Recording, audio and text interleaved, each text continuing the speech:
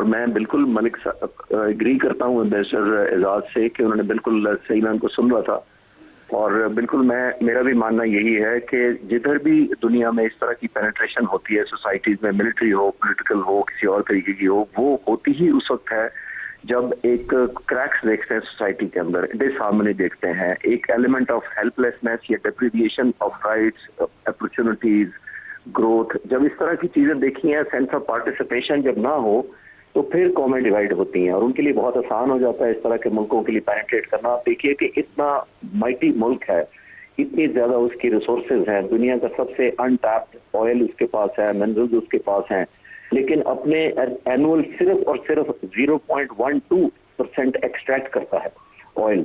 यानी इतना रिसोर्सेज के बावजूद अपने लोगों पर नहीं खर्च कर पा रहा, क्योंकि डिसहार्मनी है, इंस्टेबिलिटी है, लैक ऑफ सपोर्ट है, lack of investment foreign funding है।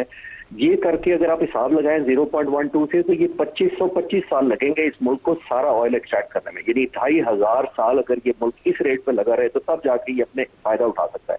जिसका क्या मतलब है कि इतनी अपॉर्चुनिटी, इतने रिसोर्सेज होने के बावजूद आपका मुल्क अपने लोगों को बेनिफिट नहीं पहुंचा रहा। और उसी वजह से जो एजाज चौधरी साहब कह रहे थे कि वो डिसहार्मनी है, डिस्कनेक्ट है, डिवीजन है, पोलराइजेशन है, तो I think first and foremost हमें मुल्क में भी ऐसे ही चाहिए। आपने बिल्कुल मिस्टर एजाज ने भी अभी रेफर किया कि मई में कैसी कौम यूनाइटेड हो गई, पूरा मुल्क था एग्रेशन, नेशनलिज्म वापस आ गया, पोलराइजेशन माइनस हो गई और हार्मनी क्रिएट हो गई। लेकिन उस वक्त भी मैंने जून में आपके प्रोग्राम में कहा था कि all participants, all stakeholders should add value to the victory. जिसका मतलब ये है कि विक्ट्री लेना एक चीज होती है, उसमें वैल्यू ऐड करना और कंसिस्टेंटली उसको कंटिन्यूएशन में कन्वर्ट करना एक और चीज होती है। तो अगर कौम फिर फॉल अपार्ट हो जाए किसी वजह से भी, चाहे फॉल्स स्लोगन है चाहे ट्रू स्लोगन है, वो अपॉर्चुनिटी सिर्फ और सिर्फ आपके दुश्मनों को देती है। और इस तरह के वाकयात ऐसे मुल्कों में करना बहुत आसान होता है जिसमें मिलिट्री डिवाइडेड हो, लोग डिवाइडेड हो, लोगों की विल कम कर दी जाए।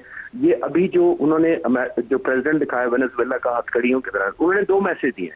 एक उन्होंने अपनी माइट दिखाई है अमेरिका ने, और अब दूसरे लोगों को बताया, मैसेज दिया कि अब अगर हमारे खिलाफ कोई खड़ा होगा, चाहे वो वाइस प्रेसिडेंट हो, चाहे वो उनकी अपोजिशन लीडर मारिया हो, कोई भी हो, हम उसके साथ ये हशर करते हैं। जिसका मतलब ये है कि क्योंकि कौम मुत्तहिद नहीं है। सबसे ज्यादा जो मुजाहरे में देख रहा हूँ वो तो दुनिया भर में हो रहा है, वेनेजुएला में तो मुझे तो मिक्स रिएक्शन लग रहा है।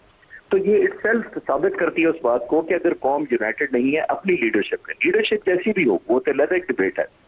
अनफॉर्चुनेटली ऐसे मुल्क फिर विक्टिम बनते हैं, जो कि एक मिसाल हमारे सामने है।